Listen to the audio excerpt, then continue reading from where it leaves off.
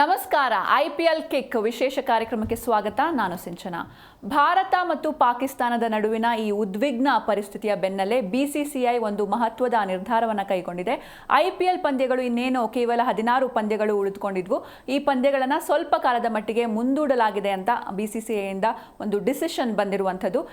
ಈ ಬಗ್ಗೆ ಸಾಕಷ್ಟು ಮಾತಾಡೋಣ. ಮೊದಲಿಗೆ ನಮ್ಮ ಸ್ಟುಡಿಯೋಗೆ ಬಂದಿರುವಂತಹ ಗೆಸ್ಟ್ಗಳನ್ನು ವೆಲ್ಕಮ್ ಮಾಡಿಬಿಡೋಣ. ಕ್ರೀಡಾ ವಿಶ್ಲೇಷಕರಾಗಿರುವಂತಹ ಪಾಟೀಲ್ ಸರ್ ನಮ್ಮ ಜೊತೆ ಇದ್ದಾರೆ. Hello sir, welcome to the show. ಜೊತೆಗೆ ಕ್ರೀಡಾಭಿಮಾನಿಯಾಗಿರುವಂತಹ ಮಂಜುನಾಥ್ ಅವರು ಕೂಡ ನಮ್ಮನ್ನು ಜಾಯ್ನ್ ಆಗಿದ್ದಾರೆ. Hello sir, welcome to the show.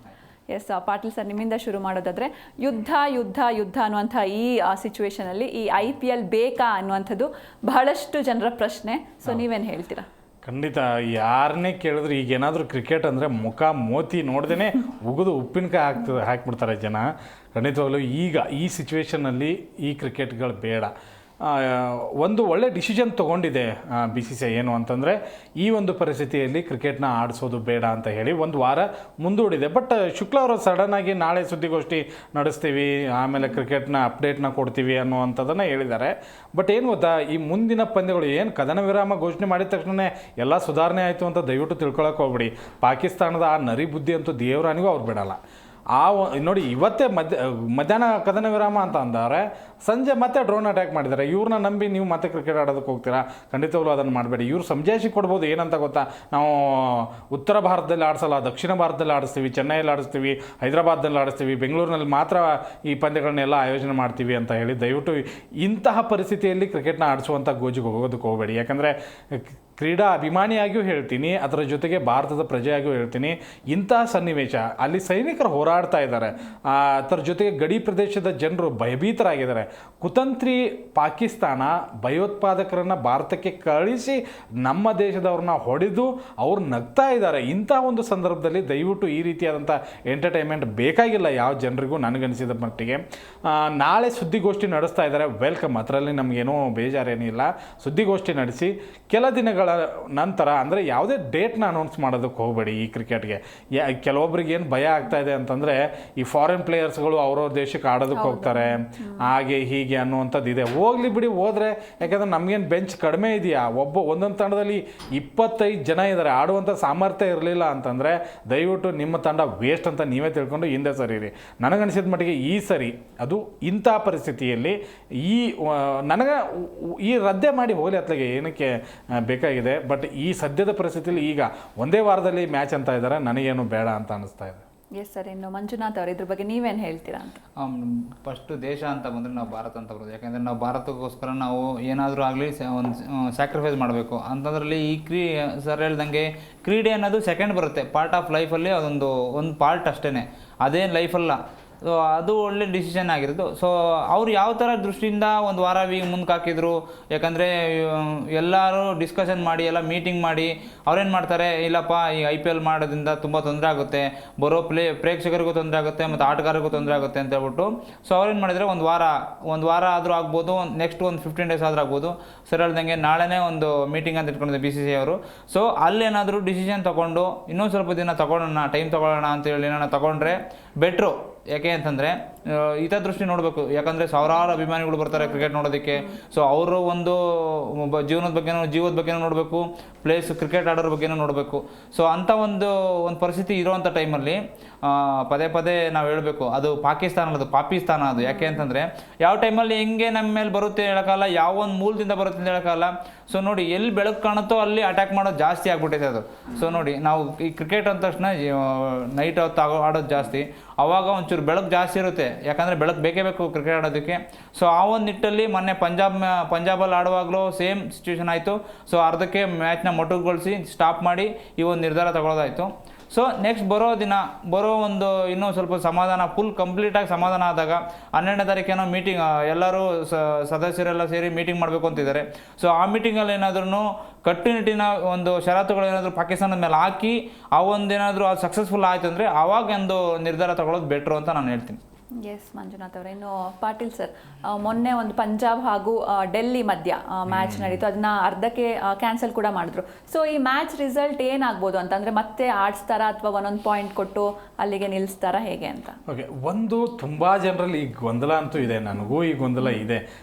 ನನಗೂ ಗೊತ್ತಿಲ್ಲ ಇವ್ರು ಏನು ಮಾಡ್ತಾರೆ ಅಂತ ಹೇಳಿ, ಬಟ್ ಪ್ರೆಡಿಕ್ಷನ್ ಗೊತ್ತು. ಏನು ಅಂತಂದರೆ ಒಂದು ಮ್ಯಾಚ್ ನಡೆದು ಆ ಮೂಮೆಂಟ್ಗೆ ಅಲ್ಲಿ ಕ್ಯಾನ್ಸಲ್ ಆಯಿತು ಅಂತಂದರೆ ಅದು ಒಂದೊಂದು ಪಾಯಿಂಟೇ, ನೋ ಡೌಟ್. ಯಾಕೆಂದರೆ ಅದು ರೂಲ್ಸೇ ಇದೆ, ಮ್ಯಾಚ್ ಅರ್ಧಕ್ಕೆ ನಿಂತು ನೈಸರ್ಗಿಕ ವಿಕೋಪ ಆಗಿರ್ಬೋದು ಅಥವಾ ಏನೋ ಬೇರೆ ಕಾರಣಗಳಿಂದ ಆ ಮ್ಯಾಚ್ ಅಲ್ಲಿಗೆ ಸ್ಟಾಪ್ ಆಯಿತು ಅಂತಂದರೆ ಎರಡೂ ತಂಡಗಳಿಗೂ ಕೂಡ ಒಂದೊಂದು ಪಾಯಿಂಟ್ನ ಕೊಡ್ತಾರೆ ಅನ್ನೋದು. ಬಟ್ ಇಲ್ಲಿ ಒಂದು ಅಂತಂದರೆ ಈಗ ಸೆಮಿಫೈನಲ್ ಆ ಹಂತಕ್ಕೆ ತಲುಪಬೇಕು ಅಂದರೆ ಡಿ ಸಿಗೂ ಇಂಪಾರ್ಟೆಂಟ್ ಪಾಯಿಂಟ್ಸ್ ಇದೆ, ಅದರ ಜೊತೆಗೆ ಪಂಜಾಬ್ಗೂ ಕೂಡ ತುಂಬ ಇಂಪಾರ್ಟೆಂಟ್ ಪಾಯಿಂಟು. ಈಗ ಆ ಎರಡೂ ತಂಡಗಳಿಗೆ ಒಂದೊಂದು ಹೋದರೂ ಕೂಡ ಪಂಜಾಬಿಗೆ ಲಾಭ, ಡಿ ಸಿಗೆ ಒಂದು ಸ್ವಲ್ಪ ಪ್ರಾಬ್ಲಮ್ ಆಗುತ್ತೆ. ಡಿ ಸಿ ಅವ್ರು ಖಂಡಿತವಾಗ್ಲು ಇದರಲ್ಲಿ ಒಂದು ಕೊಂಕಣ ತೆಗಿಬೋದು ಈ ಪಂದ್ಯವನ್ನು ನಡೆಸಿ ಅಂತ ಹೇಳಿ. ಬಟ್ ಇಲ್ಲಿ ಕೊಂಕಣ ತೆಗಿಯೋದಕ್ಕೂ ಆಗಲ್ಲ, ಯಾಕೆಂದರೆ ಇನ್ನೂ 10 ಓವರ್ ಆಗಿಲ್ಲ, 100ರ ಗಡಿ ದಾಟಿಸಿದೆ. ಅದೇ ಮ್ಯಾಚ್ನ ಮ್ಯಾಚ್ ಆಡಿಸಿದ್ರು ಕೂಡ ಡಿ ಸಿ ಅವ್ರಿಗೆ ತೊಂದರೆ ಆಗಿದೆ. ಈಗ ಡಿ ಸಿ ಅವರು ಅದಕ್ಕೆ ಒಪ್ಕೊಂಡು 1 ಪಾಯಿಂಟಿಗೆ ಸೈ ಅಂತ ಅನ್ಬೋದು. ಇಲ್ಲ, ನನ್ನ ಪ್ರಕಾರ ಆಲ್ಮೋಸ್ಟ್ ಮ್ಯಾಚ್ ಕ್ಯಾನ್ಸಲ್ ಆಗಿದೆ, ಎರಡೂ ತಂಡಕ್ಕೂ ಒಂದೊಂದು ಪಾಯಿಂಟ್ನ ಕೊಡ್ತಾರೆ. ಅಂಕಪಟ್ಟಿಯಲ್ಲಿ ಈಗ 16 ಪಾಯಿಂಟ್ಸ್ಗಳನ್ನು ತಗೊಂಡು ಏನು ಪಂಜಾಬ್ 2ನೇ ಸ್ಥಾನದಲ್ಲಿ ಬರುತ್ತೆ ಅಂತ ನಾನು ಅನ್ಕೋತೀನಿ. Yes sir. ಇನ್ನು ಮಂಜುನಾಥ್ ಅವರೇ, ನಮ್ಮ RCB ತಂಡ ಆಲ್ರೆಡಿ ಪಾಯಿಂಟ್ಸ್ ಟೇಬಲಲ್ಲಿ ಫಸ್ಟ್ ಪ್ಲೇಸಲ್ಲಿ ಇತ್ತು, ಆಮೇಲೆ ಇವಾಗ ಸೆಕೆಂಡ್ ಪ್ಲೇಸಲ್ಲಿ ಇದೆ, ಒಟ್ಟಿನಲ್ಲಿ ಟಾಪಲ್ಲೇ ಇದೆ. ಸೊ ಇವಾಗ ಇಷ್ಟೊಂದು ಗ್ಯಾಪ್ ತೊಗೊಂಡು ಮತ್ತೆ ಆಡೋದ್ರಿಂದ ಆ ಫ್ಲೋ ಎಲ್ಲಾದರೂ ಮಿಸ್ ಆಗುತ್ತಾ, ಹೇಗೆ ಅನ್ಸುತ್ತೆ ನಿಮಗೆ? ತುಂಬ ಸಲ ಹಿಂಗಾಗಿದೆ ಮೇಡಮ್. ಈಗ ಇದೇ ಫಸ್ಟ್ ಅಂತಲ್ಲ, ತುಂಬ ಸಲನೂ ಆಗಿದೆ. Full back to back match ಗೆಲ್ತಾರೆ, ಒಂದು ಸ್ವಲ್ಪ ಗ್ಯಾಪ್ ಆಗುತ್ತೆ, ಪಿಚ್ಗಳು ಚೇಂಜ್ ಆಗ್ತವೆ, ಪ್ಲೇಯರ್ಸ್ಗಳು ಪ್ಲೇಯಿಂಗ್ ಲೆವೆನ್ ಚೇಂಜ್ ಆಗುತ್ತೆ, ಫಾರಿನ್ ಪ್ಲೇಯರ್ಸ್ ಸರಿ ಆವಾಗಲೇ ಹೇಳ್ದಂಗೆ ಫಾರಿನ್ ಪ್ಲೇಯರ್ಸು ಫಾರಿನ್ಗೂ ಅವ್ರವ್ರ ಊರುಗಳಿಗೆ ಹೋಗ್ಬೋದು. ಸೊ ಆ ಟೈಮಲ್ಲಿ ಫ್ಲೋ ಕಳ್ಕೊಂಡಿರೋದು ತುಂಬ ನೋಡಿದ್ದೀವಿ ನಾವು ಎಲ್ಲ ಟೀಮ್ಗಳಲ್ಲೂ. ಅದರಲ್ಲೂ RCB ಅಂತ ಬಂದಾಗ ಒಂದು ಫ್ಲೋ ಅಂತ ಹೋಗ್ತಾ ಇರುವಾಗ ಗೆಲ್ಲೋ ಮೂಮೆಂಟಲ್ಲಿ ಇದ್ದಾಗ ಯಾವುದೇ ಒಂದು ತಂಡಕ್ಕೆ ಏನೋ ಒಂದು ಬ್ರೇಕ್ ಸಿಕ್ಬಿಟ್ರೆ, ಈಗ ಫಾರ್ ಎಕ್ಸಾಂಪಲ್ ಒಂದು ಮ್ಯಾಚಲ್ಲಿ ಪವರ್ ಪ್ಲೇಯಲ್ಲಿ 6 ಓವರ್ ಆದಮೇಲೆ 9 ಓವರ್ ಆದಮೇಲೆ ಸೊ 13 ಓವರ್ ಆದಮೇಲೆ ಒಂದು ಬ್ರೇಕ್ ತಗೋತಾರೆ ನೋಡಿ, ಚಾರ್ಟಾಗಿ 2.5 ನಿಮಿಷ ಬ್ರೇಕ್ ತಗೊತಾರಲ್ಲ, ಆ ಒಂದು ಟೈಮಲ್ಲೇ ಏನೇನೋ ಬದಲಾವಣೆ ಆಗುತ್ತಂತೆ. ಸೊ ಅಂಥದ್ದು ವಾರಗಟ್ಟಲೆ ನಾವು ಬ್ರೇಕ್ ತಗೊಂಡಾಗ ಸೊ ಕಂಪ್ಲೀಟಾಗಿ ಒಂದು ನಮ್ಮ ಕಡೆ ಪ್ಲಸ್ಸು ಆಗ್ಬೋದು, RCB ಕಡೆ ಪ್ಲಸ್ ಮೈನಸ್ಸು ಆಗ್ಬೋದು, ಹೇಳೋಕ್ಕಾಗಲ್ಲ. ನಮಗೆ ಪ್ಲಸ್ ಆದರೆ ಇನ್ನೂ ಒಳ್ಳೆಯದೇ. ಸೊ ಈ ವರ್ಷ ಎಲ್ಲರ ಬಾಯಲ್ಲೂ ಒಂದೇ, ನಮ್ಮ ಬಾಯಲ್ಲೂ ಒಂದೇ, ಪ್ರತಿಯೊಬ್ಬ ಆಪೋನೆಂಟ್ ಟೀಮ್ ಬಾಯಲ್ಲೂ ಒಂದೇ, RCB ಅಂದರೆ ಒಂದು ಸ್ಟ್ರಾಂಗ್ ಟೀಮಪ್ಪ ಅನ್ನೋ ಒಂದು ಮಟ್ಟಕ್ಕೆ ಬಂದ್ಬಿಟ್ಟಿತ್ತು. ಆ ಒಂದು ಸ್ಟ್ರಾಂಗ್ ಟೀಮು ಈ ವರ್ಷ ಏನಾದರೂ ಕಪ್ ಗೆಲ್ಲೋದ್ರಲ್ಲಿ ಒಂದು ಫಸ್ಟ್ ಪ್ಲೇಸಲ್ಲಿ ಇದೆ ಅಂತ ಹೇಳ್ಬೋದು.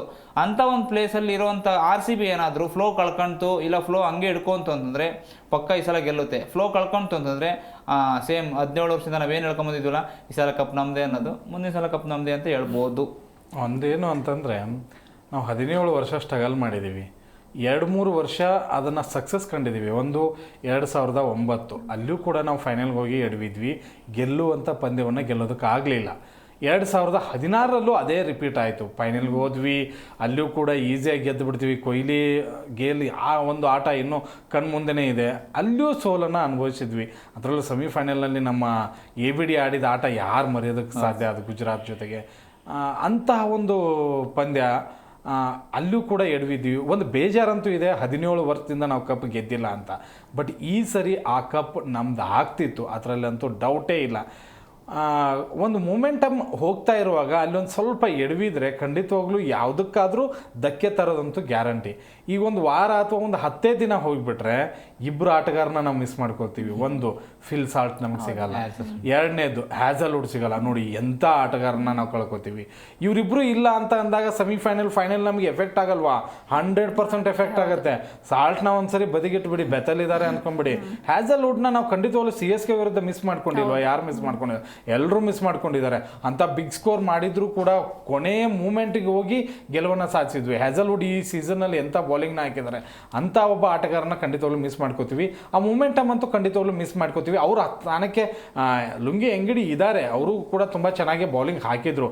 ಬಟ್ RCBಗೆ ಈ ಒಂದು ಮುಂದೂಡಿಕೆ ಖಂಡಿತವಾಗ್ಲೂ ಆ ಮೂಮೆಂಟನ್ನ ಕಳ್ಕೊಳ್ಳುತ್ತೋ ಇಲ್ವೋ ಅದು ಸೆಕೆಂಡರಿ. ಯಾಕಂದರೆ ಅದೇ ಜೋಶ್ನಿಂದ ಬಂದು ಹೊಡೆದಾಡಿ ನಾವಷ್ಟೇ ಕಳ್ಕೊಳ್ಳಲ್ಲ, ಬೇರೆಯವರು ಕಳ್ಕೊಂಡಿರ್ತಾರೆ, ಅವರು ಗ್ಯಾಪ್ ಆಗಿರುತ್ತೆ. ಆ ಮೂಮೆಂಟಿಗೆ ಹೊಡೆದಾಡಿದರೆ ಇನ್ನೂ ಬೆಟ್ರು. ಇನ್ನೊಂದು ಏನಂತಂದರೆ, ಓಕೆ ಈಗ ನಾರ್ತ್ ಇಂಡಿಯಾ ಎಲ್ಲ ಕ್ಯಾನ್ಸಲ್ ಮಾಡಿ ಬೆಂಗಳೂರಲ್ಲೇ ಮ್ಯಾಚ್ ಇಟ್ಟರು ಅಂದರೆ ನಮ್ಮ ಬೆಂಗಳೂರು ಲೆಕ್ಕ ಇಲ್ವೇ? ನಮಗೆ ನಮ್ಮ ಮ್ಯಾಚ್ಗಳನ್ನು ನಾವು ಬೇಡ ಅಂತಲೇ ಅನ್ಕೊಂಡ್ಬಿಡ್ಬೇಕೀಗ. ಅದು ಒಂದು ನೆಗೆಟಿವ್ ನಮಗೆ. ಬಟ್ 2 ಮ್ಯಾಚ್ ಕಂಟಿನ್ಯೂ ಗೆದ್ದಿದ್ದೀವಿ. ಬಟ್ ಹೋಮ್ ಅಡ್ವಾಂಟೇಜ್ ಅಂತೂ ನಾನು ಇದೆ ಅಂತ ನಾನು ಅನ್ಕೊಳ್ಳೋದೇ ಇಲ್ಲಪ್ಪ, ಈಗ ತುಂಬ ಕೆಟ್ಟದಾಗೆ ಇದೆ ನಮಗೆ. ಒಂದು ವಿರಾಟ್ ಕೊಹ್ಲಿ ಆ ಫಾರ್ಮ್ ಅಂತೂ ಖಂಡಿತವಾಗ್ಲೂ ಇರುತ್ತೆ, ಫಿಲ್ ಶಾಟ್ನ ಕಳ್ಕೊಬಹುದು ಅನ್ನುವಂಥದ್ದಿದೆ. ಬೆತೆಲ್ ಒಳ್ಳೆ ಟಚ್ಚಲ್ಲಿದ್ದಾರೆ. ಇನ್ನು ನಮ್ಗೆ ಇನ್ನೊಂದು ದೊಡ್ಡ ಪ್ರಾಬ್ಲಮ್ ಆಗಿದ್ದು ಅಂದರೆ ಪಡಿಕ್ಕಲ್ ನೋಡಿ, ಮಧ್ಯಮ ಕ್ರಮಾಂಕದಲ್ಲಿ ಬಂದು ಹಿಟ್ ಮಾಡ್ತಾರೆ, 2-3 ಮ್ಯಾಚ್ ಫೇಲ್ ಆಗಿರ್ಬೋದು, ಬಟ್ ತುಂಬ ಪಂದ್ಯಗಳಲ್ಲಿ ಒಳ್ಳೆ ಸ್ಟ್ರೈಕ್ ರೇಟ್ನ ಇಟ್ಕೊಂಡು ಬ್ಯಾಟ್ ಬೀಸ್ತಾ ಇದ್ರು.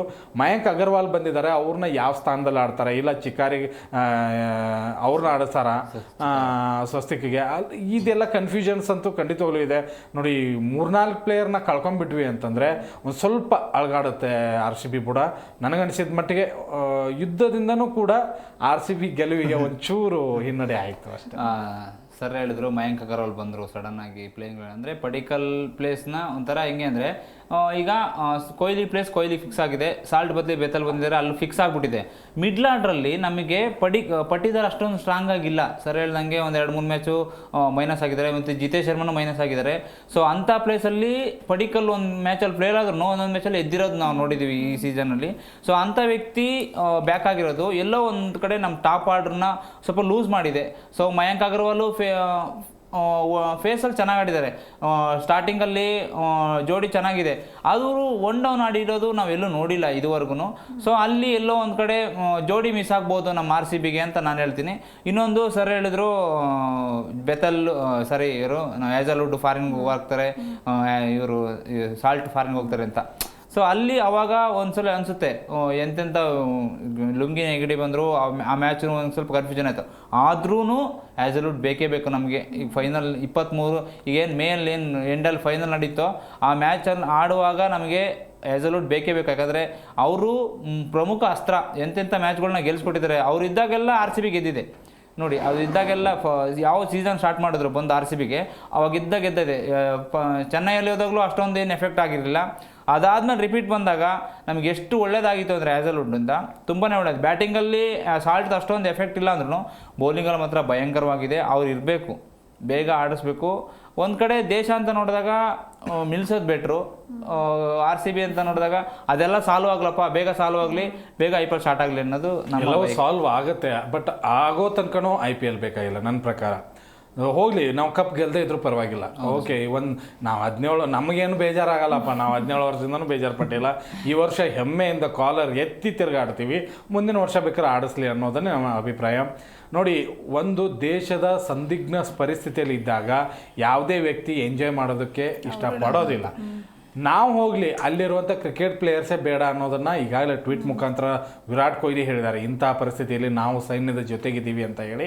ಇಂಥ ಮೂಮೆಂಟ್ನಲ್ಲಿ ಕ್ರಿಕೆಟ್ನ ಆಡೋದ್ರಿಂದ ಓಕೆ, ಕೆಲವೊಬ್ರು ಹೇಳ್ತಾ ಇದ್ದಾರೆ ಸಂಜೆ ಆಡಬೇಕಾಗತ್ತೆ, ಲೈಟ್ಸ್ ಹಾಕಬೇಕಾಗತ್ತೆ, ಅದಕ್ಕೊಂದು ಆಲ್ಟರ್ನೇಟಿವ್ ತರ್ಬೋದು, ಮಧ್ಯಾಹ್ನನೇ ಆಡಿಸ್ಬೋದು, ಅದೇನು ದೊಡ್ಡದ ವಿಷಯ ಅಲ್ಲ.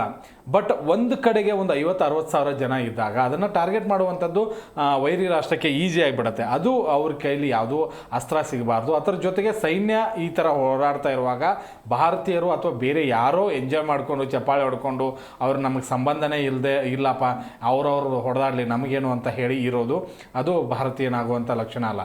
ಧರ್ಮ ಇರಲಿ ಅಥವಾ ಕ್ರಿಕೆಟ್ ಇರಲಿ ಅಥವಾ ರಾಜಕೀಯ ಇರಲಿ ಅಥವಾ ಶ್ರೀಮಂತಿಕೆ ಇರಲಿ, ಏನೇ ಬರಲಿ, ಎಲ್ಲದ್ರ ಮುಂದೆನೂ ಕೂಡ ನಮ್ಮ ಮಣ್ಣು ಜಾಸ್ತಿ ದೊಡ್ಡದು, ನಮ್ಮ ದೇಶ ದೊಡ್ಡದು, ನಮ್ಮ ನೀರು ದೊಡ್ಡದು, ಎಲ್ಲದಕ್ಕಿಂತ ನಮ್ಮದು ನಮ್ಮ ನೆಲ ಉಳಿಬೇಕು ಅನ್ನೋವಂಥದ್ದು ಇದೆ. ವೈರಿ ರಾಷ್ಟ್ರ ಪಕ್ಕದಲ್ಲೇ ಇದೆ, ಪದೇ ಕಾಲಕ್ಕೆ ಕರ್ಕೊಂಡು ಜಗಳಕ್ಕೆ ಬರ್ತಾನೆ ಇದೆ. BCCI ಒಂದು ನಿರ್ಧಾರ, ಶುಕ್ಲಾ ಅವರು ಪ್ರೆಸೆಂಟ್ ಮಾಡ್ತೀನಿ ಅಂದಿದ್ದಾರೆ, ಒಂದು ನಿರ್ಧಾರ ಜಗತ್ತು ಅಥವಾ ಕ್ರೀಡಾ ಅಭಿಮಾನಿಗಳು ಮೆಚ್ಚೋ ಥರನೇ ತೊಗೋಬೇಕು.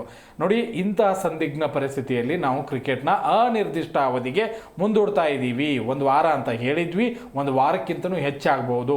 ಎಲ್ಲ ಸಂದಿಗ್ಧ ಪರಿಸ್ಥಿತಿ ಕೂಡ ತಿಳಿವಾದರೆ ಮಾತ್ರ ನಾವು ಮ್ಯಾಚ್ನ ಆಡೋದಕ್ಕೆ ಅಲೌ ಮಾಡ್ತೀವಿ. ಇನ್ನೊಂದು ಸ್ವಲ್ಪ ದಿನಗಳ ನಂತರ ಮ್ಯಾಚ್ ಡೇಟ್ನ ಅನೌನ್ಸ್ ಮಾಡ್ತೀವಿ, ಇಲ್ಲ ಅಂತಂದರೆ ರದ್ದೇ ಮಾಡ್ತೀವಿ. ಇದನ್ನೇನಾದರೂ ಹೇಳಿದರೆ ಖಂಡಿತವಾಗ್ಲೂ ಕ್ರೀಡಾಭಿಮಾನಿಗಳ ಕಣ್ಣಲ್ಲಿ ಶುಕ್ಲಾ ಅಥವಾ BCCI ದೊಡ್ಡವರಾಗಿ ಕಾಣಿಸ್ತಾರೆ.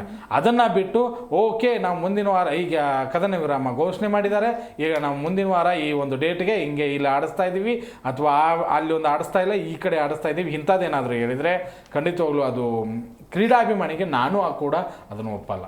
ಎಸ್ ಸರ್, ಇದ್ರ ಬಗ್ಗೆನೇ ಇನ್ನೊಂದು ಕ್ವೆಶ್ಚನ್ ಇತ್ತು. ಈಗ IPL ಪಂದ್ಯ ರದ್ದಾಗೋದು ಇದೇನು ಫಸ್ಟ್ ಅಲ್ಲ. ಲಾಸ್ಟ್ ಟೈಮ್ ಕೋವಿಡ್ ಬಂದಾಗಲೂ ಕೂಡ ಸ್ಟಾಪ್ ಮಾಡಿದ್ರು, ಆಮೇಲೆ ಫಾರಿನಲ್ಲೆಲ್ಲ ಆಡಿಸಿದ್ರು ಆ ಥರ. ಬಟ್ ಕೋವಿಡ್ಗೂ ಈ ಯುದ್ಧಕ್ಕೂ ಕಂಪೇರ್ ಮಾಡೋಕ್ಕಾಗಲ್ಲ. ಸೊ ಈಗಲೂ ಕೂಡ ಆ ಥರ ಏನಾದ್ರು ಚಾನ್ಸಸ್ ಇರುತ್ತಾ ಬೇರೆ ಕಡೆ ಆಡಿಸುವಂಥದ್ದು? ಆ ಥರ ಅಂತ. ಒಂದು ಕೋವಿಡ್ ಅಂದ ತಕ್ಷಣನೇ ಅದು ಸಾಂಕ್ರಾಮಿಕ ರೋಗ. ನಮ್ಮ ದೇಶ ಮಾತ್ರ ಅಲ್ಲ, ಎಲ್ಲ ದೇಶದವ್ರನ್ನೂ ಕೂಡ ಅದು ಕಾಡಿತ್ತು. ಹೊರಗಡೆ ಹೋದರೆ ಒಂದು ಸ್ವಲ್ಪ ಒಂದು ಸಾಂಕ್ರಾಮಿಕ ರೋಗ ಅಟ್ಯಾಕ್ ಆಡುವಂಥ ಸಾಧ್ಯತೆ ಇತ್ತು. ಸಡನ್ಲಿ IPL ಮ್ಯಾಚನ್ನು ಕ್ಯಾನ್ಸಲ್ ಮಾಡಿದ್ರು. ಅದು ಕಡಿಮೆ ಆದ ತಕ್ಷಣ ಬೇರೆ ಕಡೆ ಆಡಿಸುವಂಥ ಸಾಧ್ಯತೆ ಇದೆ. ಇಲ್ಲಿ ನರಿ ಬುದ್ಧಿ ಪಾಕಿಸ್ತಾನ ಮಧ್ಯಾಹ್ನನೇ ಕದನ ವಿರಾಮ ಉಲ್ಲಂಘನೆ ಘೋಷಣೆ ಮಾಡಿ ಸಂಜೆನೇ ನಮ್ಮ ಮೇಲೆ ಅಟ್ಯಾಕ್ ಮಾಡಿದ್ವಿ. ಇವ್ರನ್ನ ನಂಬೋದಕ್ಕಾಗತ್ತಾ? ಇವ್ರನ್ನ ನಂಬಿ IPL ಮ್ಯಾಚ್ ಇಡೋದಕ್ಕಾಗತ್ತಾ? ನೋಡಿ, ಆ ವೈರಸ್ನ ನಂಬೋದು, ಈ ವೈರಸ್ ಹೌದೌದು ಸರ್, ಖಂಡಿತ. ಅಂತ ಕಿಡಿಗೇಡಿ ಕಂತ್ರಿ ನಾಯಿ ಬುದ್ಧಿ ಇರುವಂಥ ಜನ ಅಲ್ಲಿನ ಸೈನಿಕರು. ಇಂಥವ್ರನ್ನಂತೂ ನಂಬಿ ದಯವಿಟ್ಟು ಮ್ಯಾಚ್ಗಳನ್ನು ಇಡೋದಕ್ಕೆ ಸಾಧ್ಯನೇ ಇಲ್ಲ. ಕೊರೋನಾ ಟೈಮ್ ಬೇರೆ, ಸಡನ್ಲಿ ಹೆಚ್ಚಿಗೆ ಆಯಿತು ನೋಡಿ, ಎಲ್ಲ ಲಾಕ್ಡೌನ್ನ ಘೋಷಣೆ ಮಾಡಿದರು. ಯಾರೂ ಕೂಡ ಹೊರಗಡೆ ಬರಬಾರ್ದು, ಹಾಗೆ ಹೀಗೆ ಅಂತಂದರು. ಮತ್ತು ವಿದೇಶದಲ್ಲೂ ಕೂಡ ಆ ಒಂದು ಕ್ರಿಕೆಟ್ನ ಇಟ್ಟಾಗ ಯಾವುದೇ ಒಬ್ಬ ಪ್ರೇಕ್ಷಕರಿಗೆ ಅಲಾವ್ ಇರಲಿಲ್ಲ. ಕೇವಲ ಕ್ರಿಕೆಟರ್ಗರು ಮಾತ್ರ ಆಡಬೇಕು. ಕೆಲವೊಂದು ಸ್ಟಾಫ್ಗಳು ಅಲ್ಲಿ ಹೊರಗಡೆ ಇದ್ದು ಆ ಬಾಲ್ಗಳನ್ನು ತಂದು ಕೊಡುವಂಥ ಕೆಲಸ ಮಾಡ್ತಾಯಿದ್ರು. ಬಟ್ ಇಲ್ಲಿ ಪಾಕಿಸ್ತಾನ ನಮ್ಮ ಮೇಲೆ ಕಾಲು ಕೆದರಿ ಜಗಳಕ್ಕೆ ಬರ್ತಾ ಇದೆ. ಕ್ಷಿಪಣಿ ಅಟ್ಯಾಕ್ನ ಮಾಡುವಂಥ ಸಾಧ್ಯತೆಗಳಿರ್ತವೆ, ಆಮೇಲೆ ಡ್ರೋನ್ ಅಟ್ಯಾಕ್ ಮಾಡುವಂಥ ಸಾಧ್ಯತೆಗಳಿರ್ತವೆ. ಏನಕ್ಕೆ ರಿಸ್ಕು? ಏನು ರದ್ದಾದರೆ ಏನ್ರಿ ಆಗುತ್ತೆ? ಒಂದು ಸ್ವಲ್ಪ ಲಾಸ್ ಆಗುತ್ತೆ. ಈಗ 300 ಕೋಟಿ ಲಾಸ್ ಆಗಿದೆ, ಇನ್ನೊಂದು 1000 ಕೋಟಿ ಲಾಸ್ ಆಗುತ್ತೆ. ಜನರ ಜೀವಕ್ಕಿಂತ ಹೆಚ್ಚದ, ಜನರ ದೇಶಕ್ಕಿಂತ ಹೆಚ್ಚದ? ಖಂಡಿತವಾಗ್ಲೂ ಯಾವುದೂ ಅಲ್ಲ. ನನ್ನ ಪ್ರಕಾರ ಈ ಸರಿ ಓಕೆ ತಿಳಿವಾದರೆ ಖಂಡಿತವಾಗ್ಲೂ ಕ್ರಿಕೆಟ್ ಆಡ್ತೀವಿ. ನಾನು ಕ್ರಿಕೆಟ್ ಅಭಿಮಾನಿನೇ, ನಾನು RCB ಅಭಿಮಾನಿನೇ. ಅಂಥದ್ರಲ್ಲೂ ಕೂಡ ನಾನು ಬೇಡ ಅಂತ ಇದ್ದೀನಿ ಅಂತಂದಾಗ ನನಗೂ ದೇಶ ಮುಖ್ಯ. ಯಾವುದೂ ದೊಡ್ಡದಂತೂ ನನಗೆ ಖಂಡಿತವಾಗ್ಲೂ ಅಲ್ಲ. ಈ ಒಂದು ಪರಿಸ್ಥಿತಿ ಸಂಪೂರ್ಣವಾಗಿ ತಿಳಿವಾಗೋ ತನಕನೂ IPL ಮ್ಯಾಚ್ ಬೇಡ. 1 ತಿಂಗಳು ಹೋಗಲಿ, 2 ತಿಂಗಳು ಹೋಗಲಿ, ಇಲ್ಲ ಮುಂದಿನ ವರ್ಷನೇ ಇದನ್ನೇ ಕಂಟಿನ್ಯೂ ಮಾಡಿ.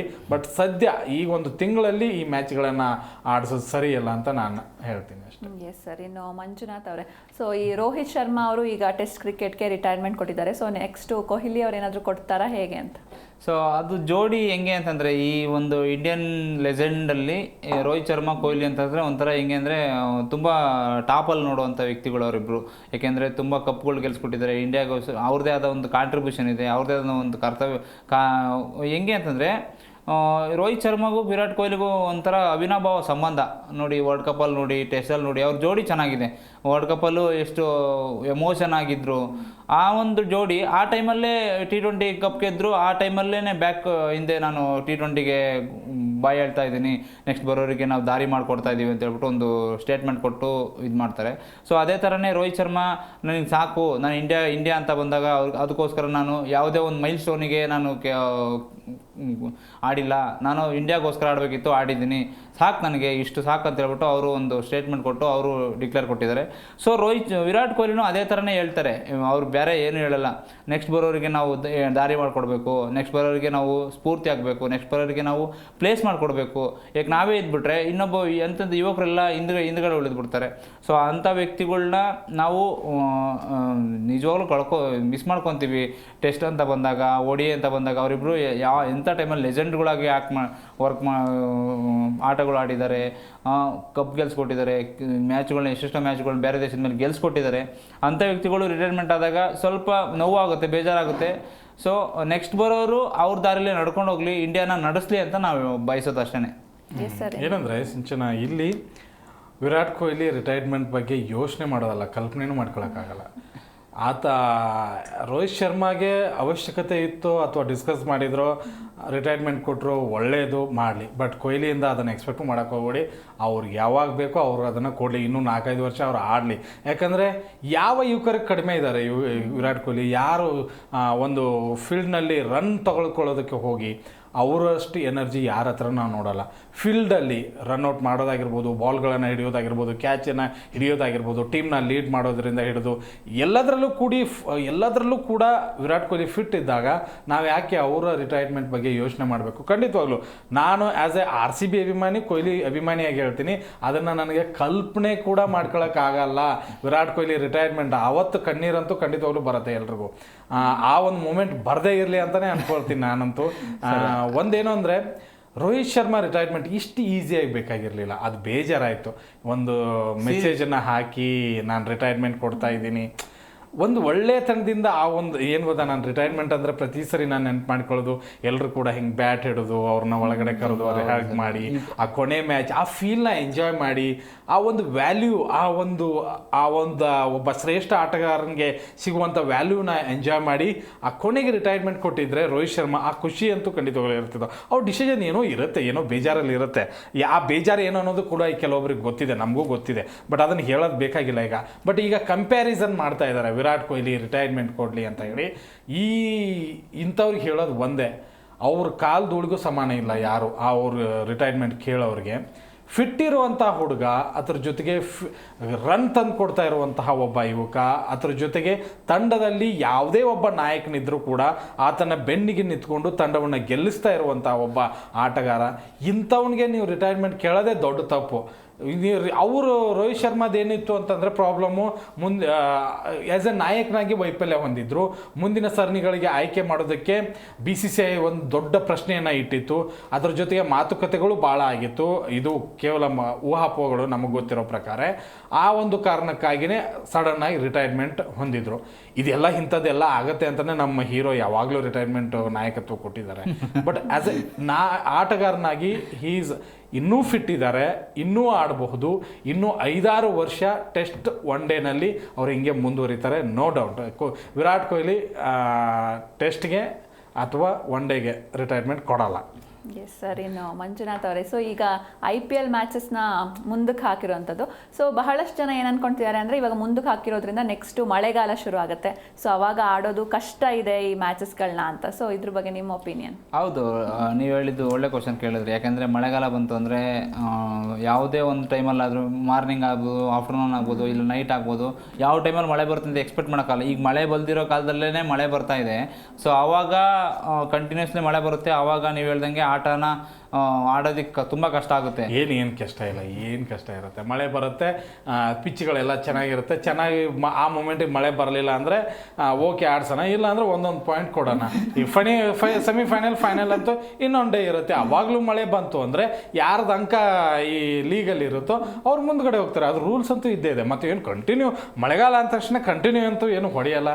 ನಮ್ಮ ಬೆಂಗಳೂರು ಪಿಚ್ ನೋಡಿದರೆ ಎಂಥ ಮಳೆ ಬರುತ್ತೆ ಬರಲಿ, ಒಂದೇ ಒಂದು ನಿಮಿಷ ಟೈಮ್ ಕೊಟ್ಟರು ಎಲ್ಲ ನೀರು ಹಿಂಗೆ ಹೋಗಿಬಿಡುತ್ತೆ. ಏನೂ ಪ್ರಾಬ್ಲಮ್ಸ್ ಇಲ್ಲ. ಅವು ದಕ್ಷಿಣ ಭಾರತದಲ್ಲಿರುವಂಥ ಎಲ್ಲ ಪಿಚ್ಗಳು ಕೂಡ ಸ್ಟ್ರಾಂಗ್ ಆಗಿ ಮಳೆ ನೀರನ್ನ ಹಿಡಿದು ಹಿಡ್ಕೊಳ್ಳುವಂಥ ಶಕ್ತಿ ಇದೆ. ಮಳೆಗಾಲ ಇರಲಿ, ಚಳಿಗಾಲ ಇರಲಿ, ಬೇಸಿಗೆಗಾಲ ಇರಲಿ, ಯಾವುದೇ ಒಂದು ಕಾಲ ಇರಲಿ, ಆ ಮೂಮೆಂಟ್ಗೆ ಅಲ್ಲಿ ಆಡೋದಕ್ಕೆ ಅವಕಾಶ ಇತ್ತು ಅಂದರೆ ಈ ಸರಿ RCB ಬಿಡಲ್ಲ, ಹೊಡೆಯುತ್ತೆ. Yes sir. ಇನ್ನು ಮಳೆ ಅಂದಿದ ತಕ್ಷಣ ನೆನಪಾಗೋದು ಲಾಸ್ಟ್ ಮ್ಯಾಚ್ SRH ಹಾಗೂ DC match. So actually DC solo ತರ ಇದ್ರು, SRH ಒಂದು ಚಾನ್ಸ್ ಇತ್ತು, ಗೆಲ್ತಿದ್ರು. ಬಟ್ ಬ್ಯಾಡ್ ಲಕ್, ಮಳೆ ಬಂದು ಅದು ಕ್ಲೋಸ್ ಆಯ್ತು. ಸೊ ಆ ಮ್ಯಾಚ್ ಬಗ್ಗೆ ಮಾತಾಡ್ಲೇಬೇಕು. ಸೊ ಅದ್ರ ಬಗ್ಗೆ ಏನ್ ಹೇಳ್ತೀರಪ್ಪ? ಒಂದು DC ಅವ್ರ ಮಳೆಗೆ ಥ್ಯಾಂಕ್ಸ್ ಹೇಳ್ಬೇಕು ಅಷ್ಟೇ. ಅಕಸ್ಮಾತ್ ಅವತ್ತೇನಾದ್ರೂ ಇವ್ರಿಗೆ ಒಂದು ಅಂಕ ಬರಲಿಲ್ಲ ಅಂದಿದ್ರೆ, ಅದ್ರ ಜೊತೆಗೆ ಪಂಜಾಬ್ ಜೊತೆನೂ ಅದು ಮ್ಯಾಚ್ ಕ್ಯಾನ್ಸಲ್ ಆಯ್ತು, ಅಲ್ಲೂ ಹೋಯ್ತು. ಅವಾಗ ಅವ್ರದ್ದು ಎಲಿಮಿನೇಟ್ ಅಂತ ಬರ್ತಿತ್ತೇನೋ ನನಗೆ ಗೊತ್ತಿಲ್ಲ. ಈಗ ಅಗ್ರಪಂಥೀಯ 4 ತಂಡಗಳು ಅಥವಾ 6 ತಂಡಗಳನ್ನೇ ತೊಗೊಂಡ್ಬಿಡೋಣ. ಅಲ್ಲಿ ತುಂಬ ಕಾಂಪಿಟೇಷನ್ ನಡೀತಾ ಇದೆ. ಒಂದು RCB, ಆಮೇಲೆ ಪಂಜಾಬು, ಆಮೇಲೆ ಗುಜರಾತ್ ಆಗಿರ್ಬೋದು GT, ಅದರ ಜೊತೆಗೆ ಇವರು ಮುಂಬೈ, ಒಂದು 5-6 ತಂಡಗಳ ನಡುವೆ ಅಂತೂ ಕಾಂಪಿಟೇಷನ್ ತುಂಬ ಚೆನ್ನಾಗಿ ನಡೀತಾ ಇರುವಾಗ ಇಂಥ ಮೂಮೆಂಟ್ ಅಂದರೆ ಮಳೆ ಬಂದಂಥ ಮೂಮೆಂಟು ಹೇಗೆ ಅಂತಂದರೆ ನಂಬರ್ 1 ನಂಬರ್ 2 ಇದ್ದವ್ರಿಗೆ ಹೆಲ್ಪ್ ಆಗುತ್ತೆ. ಯಾಕೆಂದರೆ ಒಂದು ಅಂಕ ತೊಗೊಂಡ್ರು ಕೂಡ ಮೇಲ್ಗಡೆ ಹೋಗಿಬಿಡ್ತಾರೆ.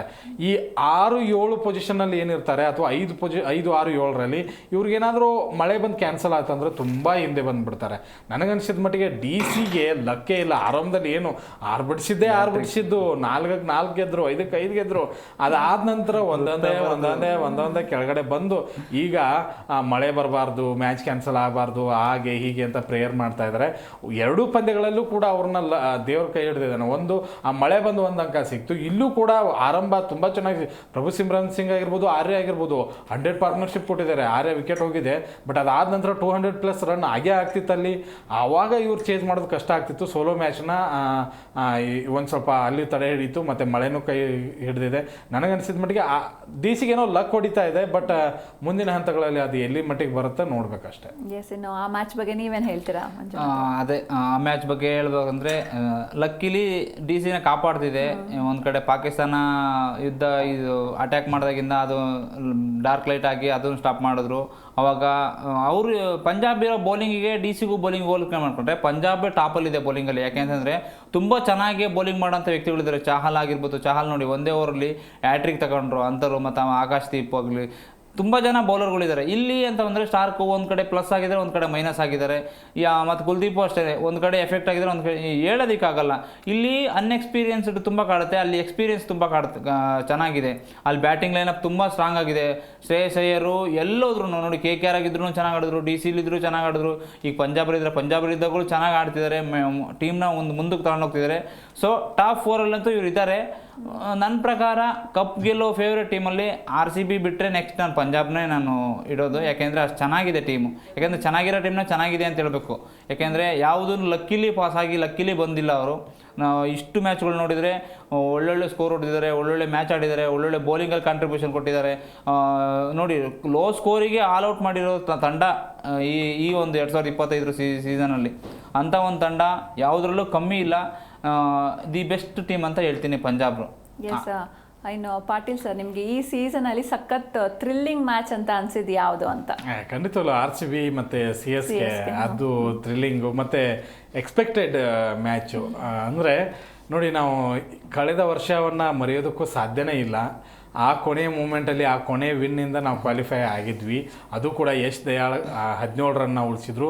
ಈ ಸರಿನೂ ಕೂಡ ಒಂದು 15 ರನ್ ಬೇಕಾದಾಗಲೂ ಕೂಡ ಧೋನಿನೇ ಸ್ಟ್ರೈಕ್ನಲ್ಲಿದ್ದರು, ಈ ಕಡೆಗೆ ಜಡೇಜನೇ ಸ್ಟ್ರೈಕ್ನಲ್ಲಿದ್ದರು. ಒಂದು ಆ ಥ್ರಿಲ್ಲಿಂಗ್ ಮೂಮೆಂಟ್ನ ಮರೆಯೋದಕ್ಕೆ ಸಾಧ್ಯ ಇಲ್ಲ. ನಾವು ಕಪ್ ಗೆಲ್ತೀವೋ ಬಿಡ್ತೀವೋ ಗೊತ್ತಿಲ್ಲ, ಈ CSKದವ್ರನ್ನ ಹೊಡಿತೀವಲ್ಲ ಅದು ಇನ್ನೂ ಖುಷಿ. ಮತ್ತು ಈ ಸರಿ 2 ಸರಿ ಅವ್ರ ಮನೆಗೆ ನುಗ್ಗು ಹೊಡೆದಿದ್ದೀವಿ, ಅದರ ಜೊತೆಗೆ ನಮ್ಮ ನೆಲಕ್ಕೆ ಬಂದಾಗಲೂ ಹೊಡೆದಿದ್ದೀವಿ. ಅಂಥ ಮೂಮೆಂಟ್ನ ತುಂಬ ಚೆನ್ನಾಗಿ ಎಂಜಾಯ್ ಮಾಡಿದ್ವಿ. ಆ ಮೂಮೆಂಟಲ್ಲಿ ನನಗೆ ಕೊಹ್ಲಿ ಆಡಿದ್ದು, ಅದರ ಜೊತೆಗೆ ಯಶ್ ದಯಾಳ್ ಕೊನೆ ಓವರ್ ಮಾಡಿದ್ದು, ಆ ಕೊನೆಯ ಬಾಲ್ ತನಕನೂ ಆ ಥ್ರಿಲ್ಲಿಂಗ್ ಮೂಮೆಂಟ್ ಹೋಗಿದ್ದು. ಕೊನೆಗೆ 4 ರನ್ ಇದ್ದಾಗಲೂ ಕೂಡ ಎದೆ ಡಗ್ ಡಗ್ ಡಗ್ ಡಗ್ ಡಗ್ ಡಗ್ ಅಂತ ಇತ್ತು. ಆ ಒಂದು ಖುಷಿ ಗೆದ್ದ ಮೇಲೆ ಈ ದಯಾಳ ಆ ಹಕ್ಕಿ ಥರ ಹಾರಾಡಿ ಎಂಜಾಯ್ ಮಾಡಿದ್ದು. ಬಟ್ ಎಲ್ಲದಕ್ಕಿಂತ ಹೆಚ್ಚಾಗಿ ಒಂದು ಬೇಜಾರು ಆ ಮ್ಯಾಚಲ್ಲಿ ಏನಾಯಿತು ಅಂತಂದರೆ, ಇಡೀ ಟೀಮ್ ಖುಷಿಯಲ್ಲಿದೆ, ಇಡೀ ಕ್ರೀಡಾಂಗಣ ಖುಷಿಯಲ್ಲಿದೆ, ಇಡೀ RCB ಅಭಿಮಾನಿಗಳು ಖುಷಿ ಇದ್ದಾರೆ. ಬಟ್ ಖುಷಿಯಾಗಿ ಇರಬೇಕಾದಂಥ ವ್ಯಕ್ತಿನೇ ಖುಷಿಯಾಗಿರಲಿಲ್ಲ. ವಿರಾಟ್ ಕೊಹ್ಲಿ ಫುಲ್ ಡಲ್ ಆಗಿದ್ದಾರೆ. ಸುಮ್ಮನೆ ಅವ್ರು ಸೆಲೆಬ್ರೇಟ್ ಹೆಂಗೆ ಮಾಡ್ತಿದ್ರು ಗೊತ್ತಾ?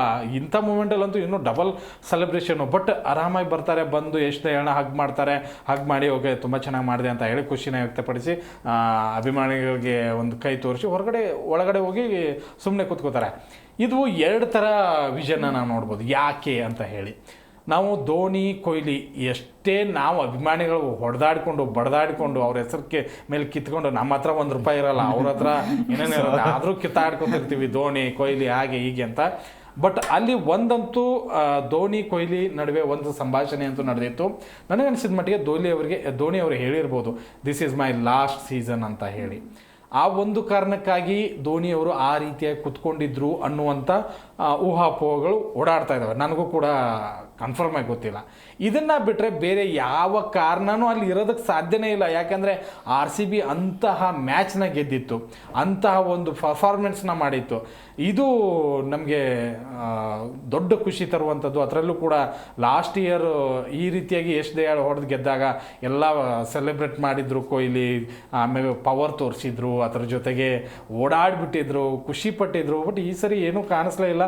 ಅದು ಒಂದು ಮಿಸ್. ಅವು 2 ಮೂಮೆಂಟ್ಸ್ಗಳು ಕಾಡ್ತಾ ಇದ್ದಾವೆ. ಇನ್ನೂ ಒಂದು ಮೂಮೆಂಟ್, 3ನೇ ಮೂಮೆಂಟ್ ಹೇಳ್ತೀನಿ, ಶೆಫರ್ಡ್ ಅವರು ಹೊಡೆದಿದ್ದಂಥ ಹಾಫ್ ಸೆಂಚುರಿ ಮರೆಯೋಕ್ಕೆ ಸಾಧ್ಯನಾ? ಅದು ನಾವೆಲ್ಲರೂ ಅಂದ್ಕೊಂಡಿದ್ವಿ, ಅಯ್ಯೋ 180 ಆಗಲಪ್ಪ ಭಾಳ. ಅಂದರೆ ಒಂದೇನು ಗೊತ್ತಾ, 183 ಮ್ಯಾಚಸ್ ವರ್ಲ್ಡ್ ಕಪ್ ಮ್ಯಾಚಸಲ್ಲಿ ಒಂದು ಕಪಿಲ್ ದೇವ್ ಅವರು 183 ರನ್ನ ಹೊಡಿತಾರೆ. ಆ ಮ್ಯಾಚಲ್ಲಿ ಆಟಗಾರ ಅವರು ಒಬ್ಬರು ಹೇಳ್ತಿರ್ತಾರೆ, 100 ಆದರೆ ಸಾಕು, ಅಥವಾ 150 ಆದರೆ ಸಾಕು, 200 ಆದರೆ ಸಾಕು. ಹಾಗೆ ಆಸೆಗಳು ಬೆಳೀತಾ ಹೋಗುತ್ತೆ. ನಮ್ಗೆ ಅವಾಗ ಹಂಗೆ ಬೆಳೀತಾ ಇತ್ತು, 180 ಆದರೆ ಸಾಕಪ್ಪ. ಆಮೇಲೆ 160 ಹೋಗುತ್ತೆ, 190 ಆದರೆ ಸಾಕು.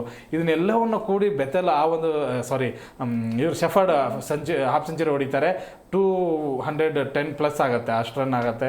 ಆಮೇಲೆ ನಾವು ಕೇವಲ 4 ರನ್ನಿಂದ ಗೆಲ್ತೀವಿ. ಆ ಒಂದು ಬ್ಯಾಟಿಂಗು, ಆ ಪವರು, ನಮಗೆ ಬೆಂಚಲ್ಲಿ ಎಂತೆಂಥ ಪವರ್ಗಳು ಕೂತಿದೆ ಅಂತಲೂ ಅನಿಸುತ್ತೆ. ಯಾರು ಇಲ್ಲದೇ ಇದ್ರೂ ಕೂಡ ನಾವು ಗೆಲ್ತೀವಿ ಅನ್ನುವಂಥ ಹೋಪ್ ಬರುತ್ತೆ. ಆ ಮ್ಯಾಚ್ ಮಾತ್ರ ಮರೆಯೋದಕ್ಕೆ ಸಾಧ್ಯನೇ ಇಲ್ಲ. ದ ಬೆಸ್ಟ್ ಮೂಮೆಂಟ್ ಅದು ಚೆನ್ನಾಗಿರಲಿಲ್ಲ ಅಂದರೂ ನಂಗೆ ಅದೇ ಚೆನ್ನಾಗಿತ್ತು ಅನ್ನೋದು ಅಷ್ಟೇ. ಎಸ್ ದಯಾಳ್ ಬಗ್ಗೆ ಸರ್ ಹೇಳಿದ್ರು, ಅಕ್ಕಿ ಥರ ಆರಿದ್ರು, ಹೋದ ವರ್ಷನೂ ಆರಿದ್ರು, ಈ ವರ್ಷನೂ ಆರಿದ್ರು ಅಂತ.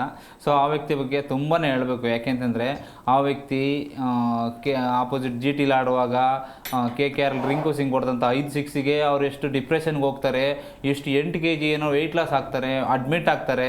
ಸೊ ಅಂಥ ವ್ಯಕ್ತಿ ಮನೇಲಿ ಕೊಡ್ತಾರೆ, ಅನ್ಸೋಲ್ಡ್ ಆಗ್ತಾರೆ. ಆ ವ್ಯಕ್ತಿನ RCB ತಂದು ಬೆಳೆಸಿ ಅವ್ರನ್ನ ಒಂಥರ ಹೆಂಗೆ ಅಂದರೆ ಅವರು ಒಂಥರ ಹೀರೋ ಥರ ಆಗ್ಬಿಟ್ರು. ಎಲ್ಲ ಅಭಿಮಾನಿಗಳಿಗೂ ಕ್ರಿಕೆಟ್ ಅಭಿಮಾನಿ ಅಂದ ತಕ್ಷಣ ಎಸ್ ದಯಾಳ್ ಅಂದರೆ ಒಂಥರ ಖುಷಿ. GTಗೆ ಹೋಲಿಸ್ಕೊಂಡ್ರೆ ಇಲ್ಲಿ ಒಂಥರ ಹೆಂಗೆ ಅಂದರೆ ಗೆಲ್ಲಿಸ್ಕೊಡ್ತಾರಪ್ಪ, ಗೆಲ್ಲಿಸೋವಂಥ ವ್ಯಕ್ತಿ ಇವರು ಅಂತ ಹೇಳಿದಾಗ ಸೊ ಆ ಒಂದು ಸಂತೋಷಕ್ಕೆ ಪಾರವೇ ಇರಲ್ಲ.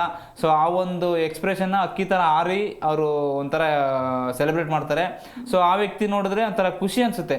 ಯಾಕೆಂದರೆ ನಮ್ಮದು ಹೆಂಗೆ ಅಂದರೆ ನಮ್ಮದು ಗೆಲ್ಲೋ ಕುದುರೆ ಅಲ್ಲ ನಮ್ಮದು RCB ಟೀಮು, ನಮ್ಮದು ಸೋಲೋ ಕುದುರೆ. ನಾವು ಸೋಲೋ ಕುದುರೆಯಲ್ಲಿ ಒಂಥರ ಜರ್ನಿ ಮಾಡೋದೇ ಒಂಥರ ಖುಷಿ, ಒಂಥರ ಎಮೋಷನ್ ಅದು RCB ಅಂತಂದ್ರೆ. ಆ ಪ್ಲೇಸಲ್ಲಿ ಬಂದಂಥ ವ್ಯಕ್ತಿಗಳು ಎಲ್ಲರೂ ನಮಗೆ ಎಮೋಷನ್ ಕೊಟ್ಟೇ ಹೋಗ್ತಾರೆ. ಅದರಲ್ಲಿ ಎಸ್ ದಯಾಳು ಲೀಡಿಂಗಲ್ಲಿ ಇರ್ತಾರೆ ಅಂತ ನಾನು ಹೇಳ್ತೀನಿ ಮೇಡಮ್. ಎಸ್, ಇಷ್ಟೊತ್ತು ನಮ್ಮ ಡಿಸ್ಕಷನಲ್ಲಿ ಭಾಗಿಯಾಗಿದ್ದಕ್ಕೆ thank you so much. Thank you. Yes ವೀಕ್ಷಕರೇ, BCCI ದೇಶದ ಪರಿಸ್ಥಿತಿಯನ್ನು ಮುಂದಿಟ್ಕೊಂಡು ಒಂದು ಮಹತ್ವದ ನಿರ್ಧಾರವನ್ನು ಕೈಗೊಂಡಿದೆ. ಸೊ ದೇಶಕ್ಕಿಂತ ದೊಡ್ಡದು ಯಾವುದೂ ಇಲ್ಲ, ನಮ್ಮ ದೇಶ ಮುಖ್ಯ, ದೇಶದ ಜನರ ಸುರಕ್ಷತೆ ಮುಖ್ಯ ಅಂತ ಹೇಳ್ತಾ ಇವತ್ತಿನ ಡಿಸ್ಕಷನ್ನ ಮುಗಿಸೋಣ. ನೋಡ್ತಾ ಇರಿ ಜಿ ಕನ್ನಡ ನ್ಯೂಸ್, ಸತ್ಯವೇ ಸುದ್ದಿಯ ಜೀವಾಳ.